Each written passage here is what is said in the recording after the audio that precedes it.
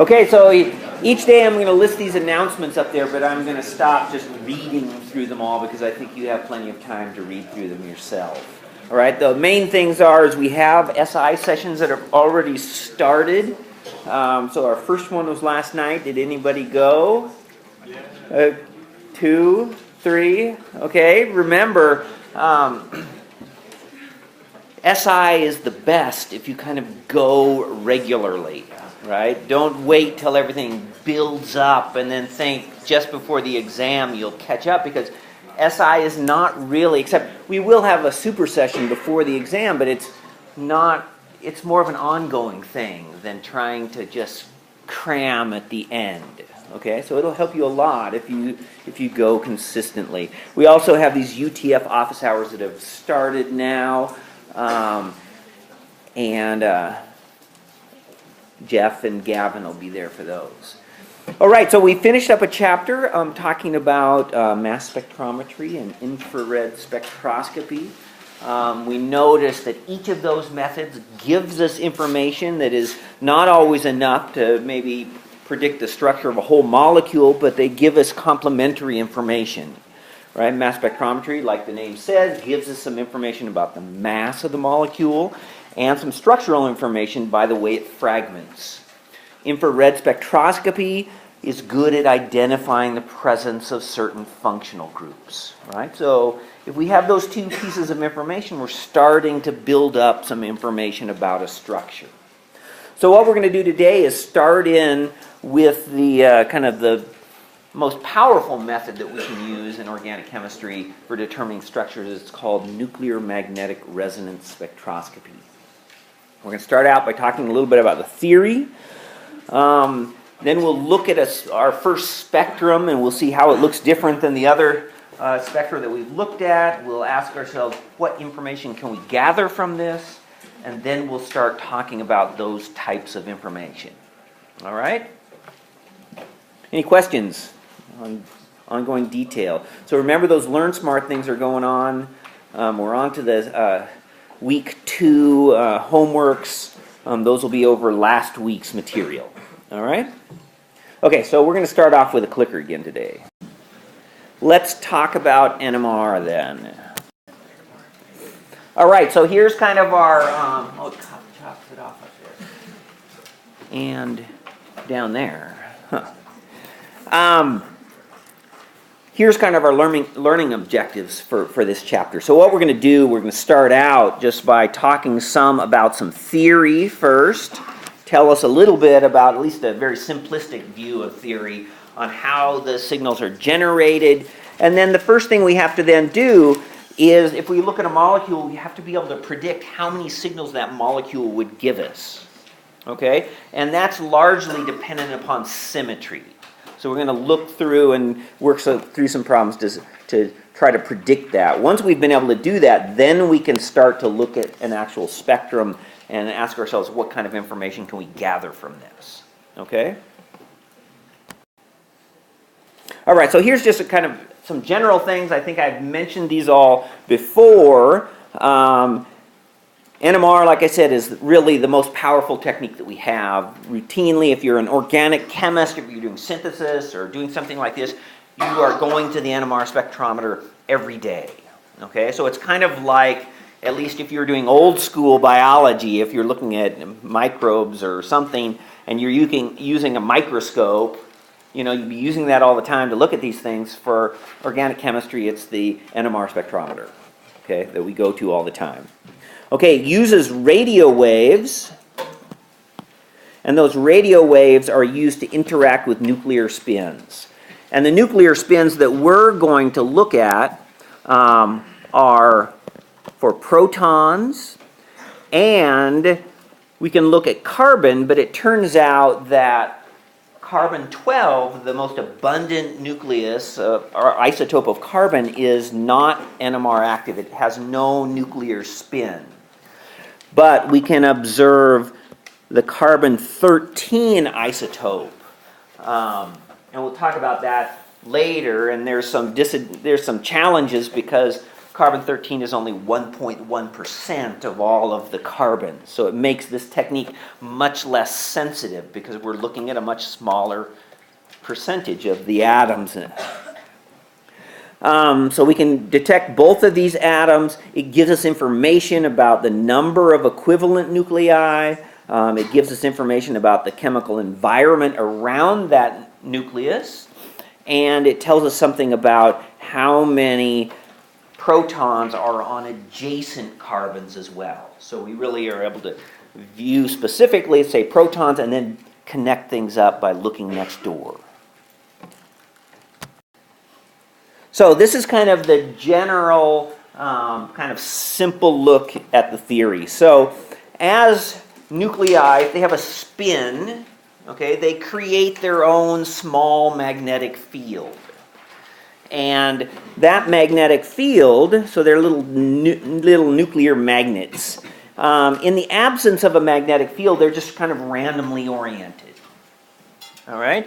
However, if we put them into a magnetic field, so this big line here and this B0, this is what we're going to call the applied magnetic field. It's applied by a big superconducting magnet. Okay?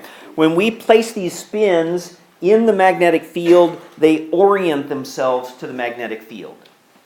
And for protons and carbons, which we say have a spin 1/2, there's two possible orientations.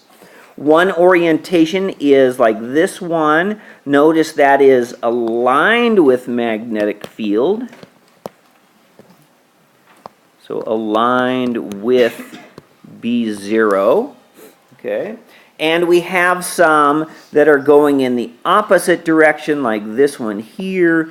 This is opposed to the magnetic field.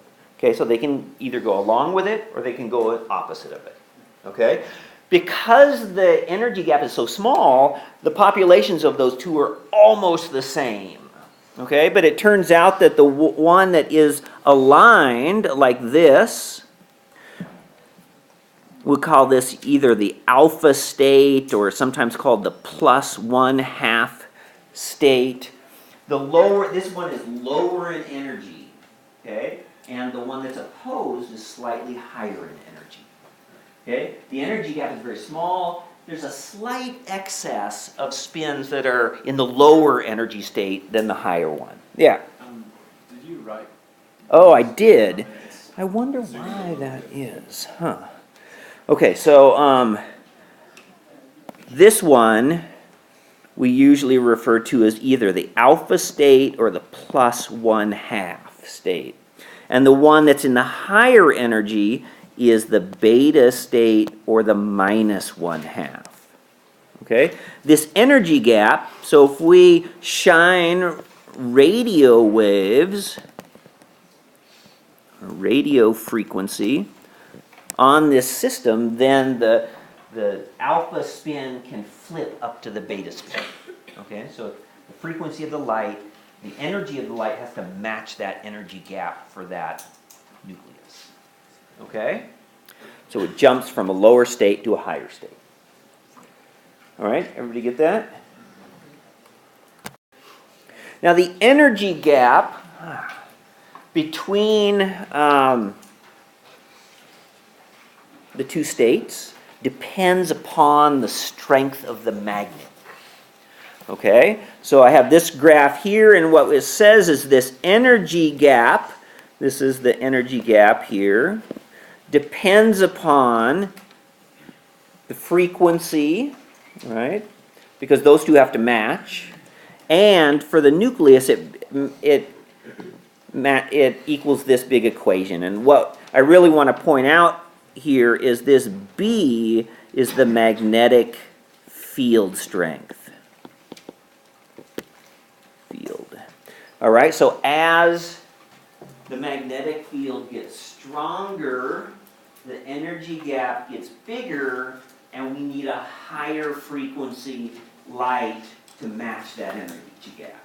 Okay? And this kind of graph kind of shows this over here would be where we have essentially zero magnetic field, and as we increase the applied magnetic field, which magnetic strength fields are actually in what's called Tesla is the unit. As we increase the energy gap, or the magnetic field strength, the energy gap gets bigger and the frequency has to be higher. So for example, if we had an NMR spectrometer that had a magnet that has 14.092 Tesla as the field strength, then the frequency of the protons, or the frequency of the light to interact with the proton spins, would be 600 megahertz. Okay? This 600 megahertz is what we usually refer to the NMR strength.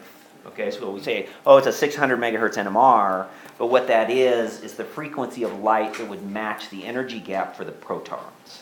Okay? If we kind of halved the magnetic field strength, the size of the magnet, 7 Tesla, then the frequency for the protons would only be 300 megahertz. Okay? So those two are directly proportional to one another. There are some advantages to having a bigger magnet. Okay? And it tries to say it down here. It says, down here it says the stronger the magnetic field gives us a larger delta E, which leads to a higher frequency. All right? So that's just a summary of that. Oh, so our department has 2 NMR spectrometers. This picture on the left over here, this is our 500 megahertz NMR. This is kind of only about a year or 2 old. And that's a pretty good strength. However, over here, this was from 2015 at least. I couldn't find anything that said bigger. In Japan, they had this one that's 1020 megahertz. So that was, in at least 2015, was the biggest NMR spectrometer in the world, right? And it cost something greater than $15 million. Okay, so these are big instruments, and it weighs tons. This is the magnet. Look, here's the size of some dude right here. Right? So you gotta have ladders and stuff to get up there, right? Ours is much smaller. So the magnet, this is kind of a diagram of what the magnet would look like. So it's a superconducting magnet. It has a coil down inside the magnet. And because it's superconducting, it's not really a magnet unless it's at very cold temperatures. Okay? So it is only a magnet at cold temperatures. In fact, it's only a magnet if we cool it way down to like liquid helium temperatures. Okay, so what it has here, this is kind of in here, it's kind of like a double thermos container. Okay, so it has the very middle, it has the magnet, then it has a layer here in blue, and this has liquid helium around the magnet. So it keeps that in liquid helium. Okay? Temperature of liquid helium, the boiling point is minus 269 degrees Celsius. So it's very cold. And liquid helium is expensive as well. So in order to keep the liquid helium from boiling off and escaping, there's another layer that's in purple on the outside of that, and that's filled with liquid nitrogen. So the point of the liquid nitrogen is to keep the liquid helium cold so it doesn't boil away too fast. And liquid nitrogen is much cheaper than liquid helium. Okay, so the liquid nitrogen boiling point is at minus 196 degrees Celsius. So that's still really cold. Yeah. Do they have to keep refilling the liquid nitrogen? They do. So the question was, do they have to keep refilling it? So I don't know how often, every couple weeks or something, they have to top off the liquid nitrogen. And then the liquid helium, I think, only has to be topped off maybe once a year or something like that. What happens that sometimes if something goes wrong with a magnet and it starts heating up in there, and it can heat up so much that we can't maintain it. It becomes unstable. And all the liquid helium and liquid nitrogen shoots out of the top of the magnet. And they call this quenching. And it's a very bad thing if that happens. For one thing, you wouldn't want to be in there. You'd probably suffocate, right? But and then this big thing, if this quenched, then this big, huge thing here would not be a magnet anymore. And to cool it back down to the right temperature and get it a magnet, again, is tricky. You have to do it in a very controlled fashion. All right, so, like I said, this is a 500 that we have is a pretty common size. All right, so what kind of information do we get? All right, so this is a NMR spectrum, a fairly simple one. And the things that we're going to look at is, one, we want to notice how many signals they are.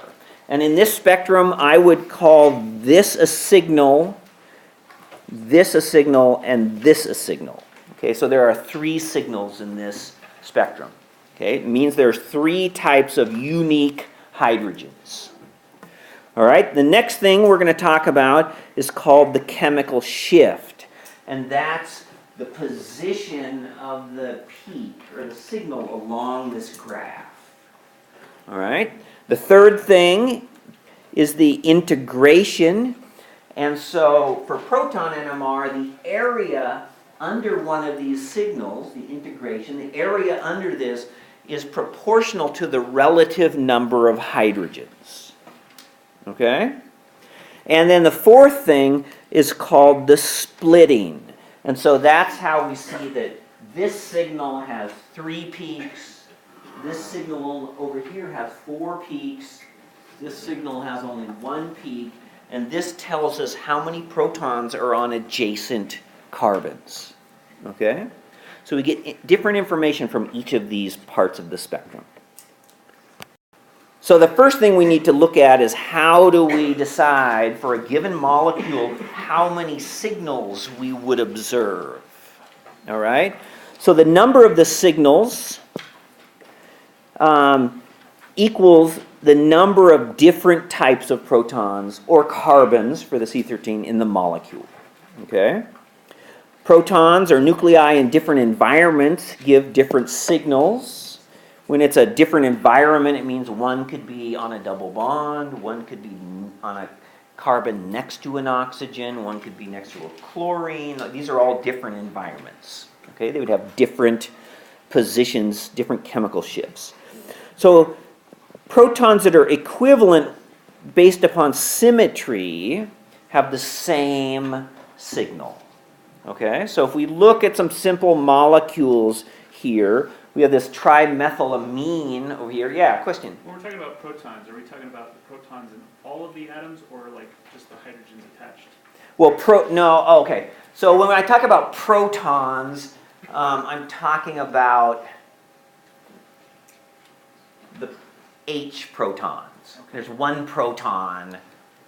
That's what an H is if you don't include its electron, it's a proton. Okay.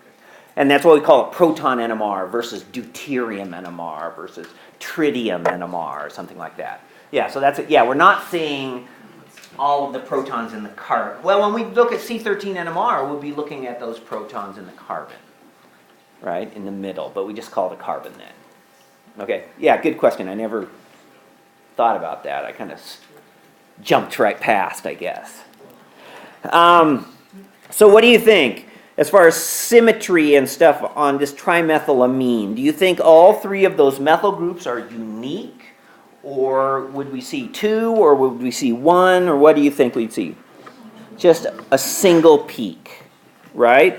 And so we would see 1 proton signal because we essentially have planes of symmetry that go through this molecule, right? We could draw a plane of symmetry like this that would interrelate these 2 methyl groups. If the 2 protons or 2 groups are related or mirror images within this molecule, then they will have the same chemical shift. Yeah. Just a quick question. So the relative area of that signal, would that be 9? Right, so yeah, so it would be relative, it would be 9, but in this molecule, we'd only have one peak. So it's not really relative to anything, right? We just have one peak, we wouldn't know how many there are. It could be 1, it could be 9, right?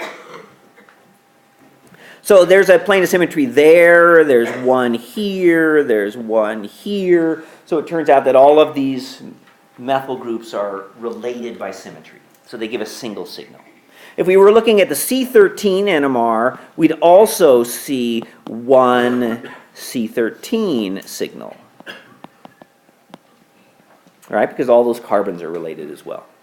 What about diethyl ether here? How many different unique types of protons do you think we have there? 2, right? Because we have a plane of symmetry that goes here. And so the protons on the CH2 group here are equivalent to the protons on the other side. They're both next to oxygen, so they're just related by symmetry. And the 2 methyl groups are also related by symmetry. Okay, so we see 2 proton signals. So 2 proton signals, and we would have 2 carbon signals as well. All right, what about propanol? 1 propanol. Protons?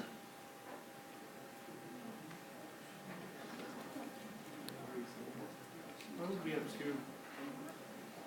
Just 2? What, if there's a plane of symmetry on the ether? And here, right? No, on the previous example. Right. Why would we have 2 signals for each?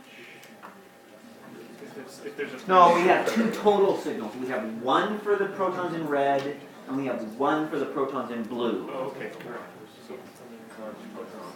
Right, so what about for this one? How many proton signals? Well, we have 3 different ones on, let's do it like this. So we have 1 here, right? We have 1 here. We have 1 here. These are all different because they're all different distances away from the oxygen. Any more? We have the one on the alcohol as well. Okay? So we should expect here to see 4 proton signals. These are signals. I don't want to keep rewriting that. How about carbons? Just 3, right? Because we just have these 3 carbons. The OH has no carbon here, so we would only have 3 times C13 signals. Yeah, question? So why do we get signals from all 3 carbons if carbon 12 is the most abundant isotope?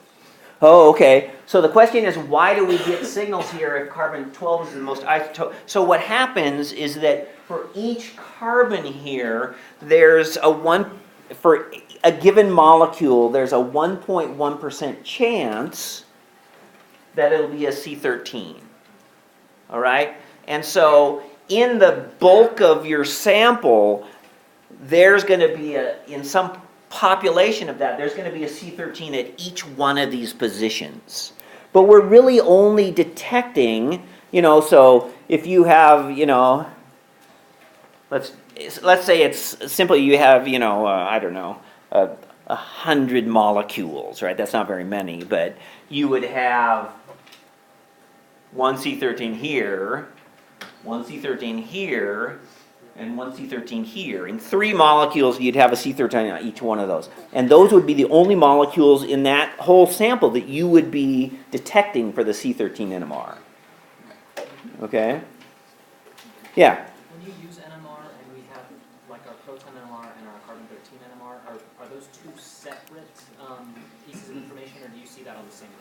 Okay, so the question was, when we have proton and C13, we're kind of treating them together here, but do they come together? Is that a common experiment, or are they separate? So those would be usually separate experiments, because protons and carbons have different frequencies. Their spins are at different frequencies, and so it's a whole different frequency range that we observe.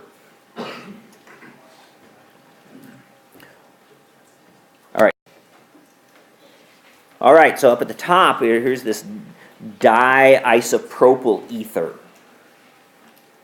How many proton signals would we expect? I'm going to put just protons here, and I'm going to put C13s here, and we're just going to put them in a line across there.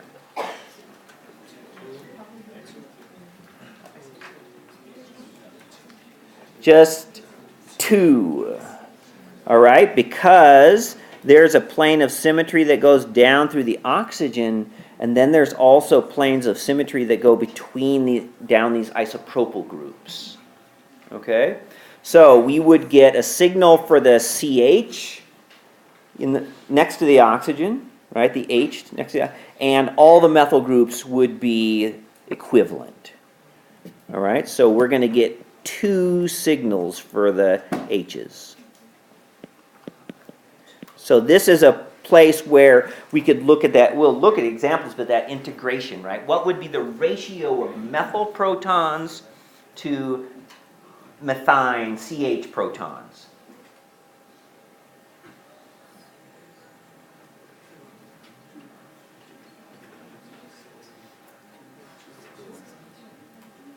Well, we have how many? We got 4 methyl groups, right? 4 times 3 is 12. We have 2 CHs, so there's only 2, so it's a 12 to 2 ratio. Okay, in the spectrum, all we would get is the relative ratio, so we'd get a 1 to 6 ratio. Okay, we wouldn't know if there's 1 to 6 or if there's 2 to 12 like this is because of the symmetry. It's just the ratio that we get. Yeah? So the spectrum we analyze has already taken into account that integration. That's not something you do yourself. So the integration is something that you can tell the instrument to do. Yeah. Okay, so what about the next? Oh, how about C13s? How many would we get? 2 as well, right? Okay, what about this benzene one with 2 bromines on it?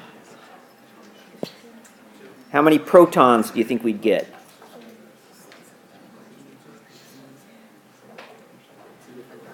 Is there a plane of symmetry in this molecule?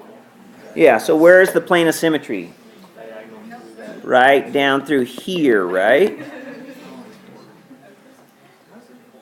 Okay, so then, based upon that, we'd have 1 proton here that would be unique, right? It's not related to anything else by symmetry. We would have another proton over here that's unique, is unrelated by symmetry. And what about the remaining 2? Those 2 are the same. Okay, so we would get a signal for each of the protons in a different color. All right, so we would get 3 proton signals. What about carbon?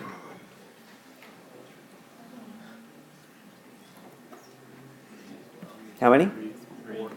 4. Right? Because notice for the protons, there was no protons where the bromines are, but there are carbons there. Right? So we have a separate signal for each of the carbons bearing the different colored protons, but we also have a carbon for the 2 carbons that are where the bromine is. Okay, so we're going to have 4 carbon signals. Okay, what about this next one? Protons.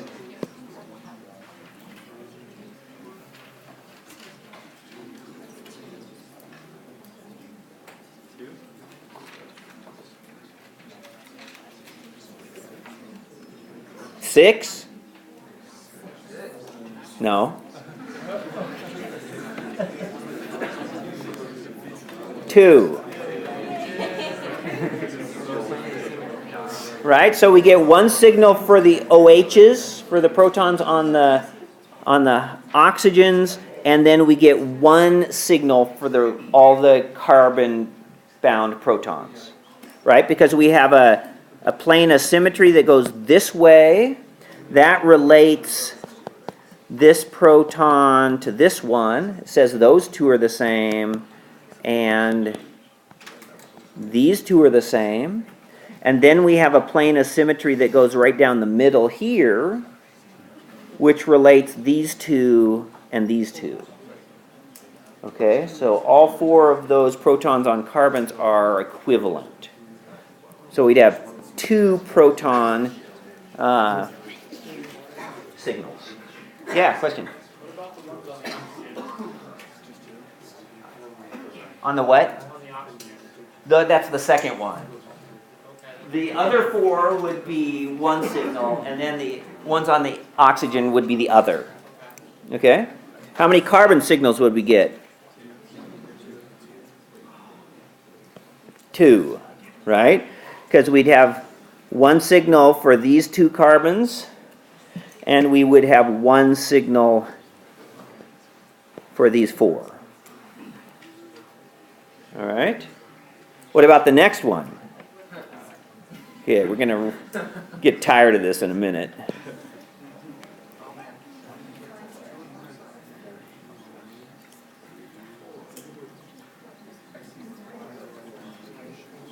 How many proton signals? 4. Right? We have only one plane of symmetry in this one, so we have one signal here, one here, one here, and then the methyl group. Okay? In a, what would it be, a 1 to 2 to 2 to 3 ratio. Okay? All right, what about that bottom one?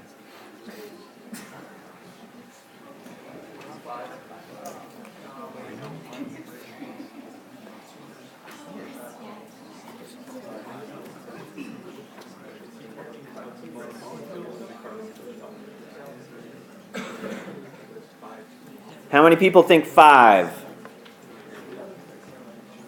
How many people think 4? How many people think 6? 6 it is. 6. These are the protons. Okay, we have, here I'm going to count them. We'll have 1 here, 2 for these two, 3 for these two, 4, 5, 6. What would it be for the, I thought we were talking about the last one. Yeah, I thought we were carbon 13 on there. Oh, for the carbon 13? That would be 1, 2, 3, 4, 5. Right? 1 for the OH, 2 for the one next to it, 3, 4 for the one holding the methyl, and 5 for the methyl. All right, everybody follow the bottom one? I guess you were all doing the other one, and I was doing that. Okay, so 6 proton signals. How about carbon signals?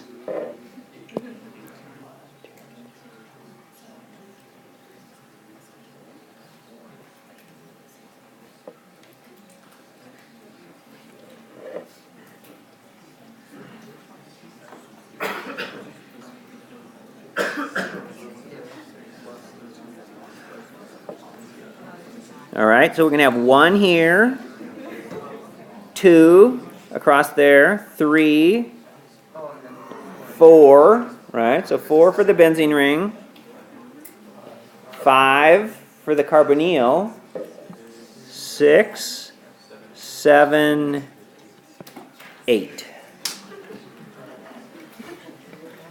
We have 8 C13 signals. Okay?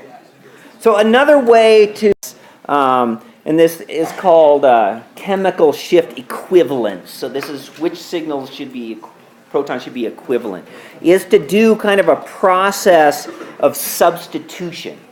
So in each of these cases, I have 2 protons listed, and we want to determine what their relationship is and whether they would be equivalent or not equivalent. Okay, so what we're going to do is kind of a substitution process. So we are going to substitute substitute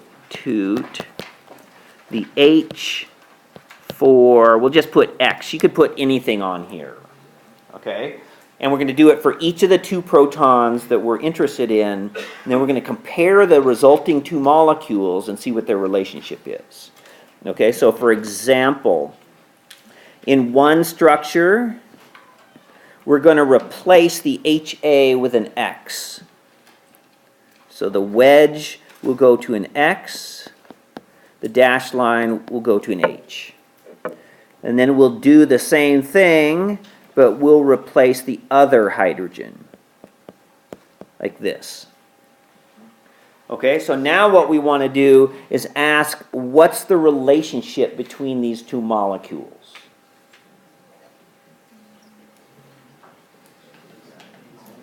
Are they the same? Yes, those two are the same. So the relationship between those two protons is called homotopic. Topic means their situation, they're they're the same, they're in the same environment. Okay? And homotopic protons are equivalent in NMR. Okay, so just like we would have thought, a CH2 in the middle of this, both of those protons would have the same chemical shift. It would be in the same signal. All right? So let's do it again for the next example. Okay, so we're going to do the same kind of replacement. What I've just stuck an oxygen in there. So we're going to have an X here and an H there. And then our other example is going to reverse those, put the H on the wedge and the H and the X on the dash line. So what's the relationship between these two molecules?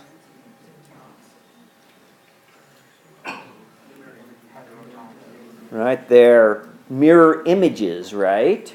And so what does that make them? They're enantiomers.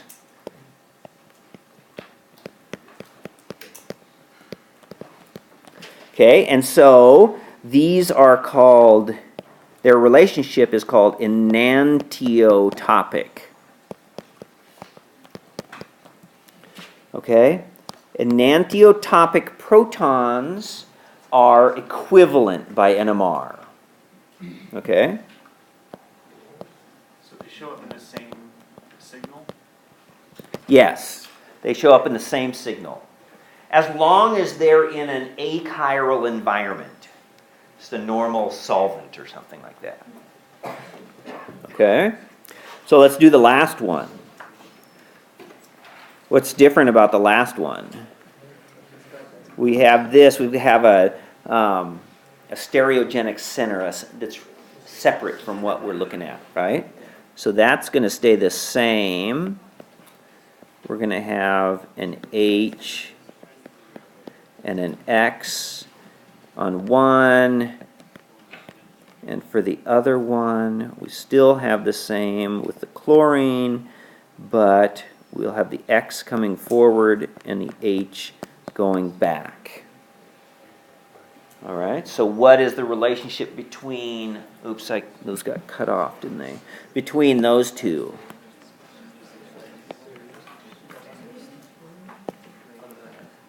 Cl. What's the relationship? They're diastereomers, right? Because they have two stereogenic centers, one matches and the other one is different, right? So they're stereoisomers, but they're not mirror images. That makes them diastereomers. Diastereomer. Well, diastereomers. And so what do you think their relationship is? Diastereotopic. All right? Protons that are diastereotopic have different chemical shifts. Okay? So we could say they are not or non-equivalent. Non-equivalent. equivalent. All right, so we'll see some examples later where we have, this is it's not as common, but we have essentially a 3H2 group and the two protons are different from one another. Okay? What do you think if we swapped out a proton here with a proton over here for X's? What would be the relationship then? No, if we did like H1 here and one over here, they'd just be constitutional isomers, right? And if that's the relationship, they would always be different. Okay? All right, so I guess we're done, even though my watch says we got 2 minutes left. All right, I guess I'll let you go this time.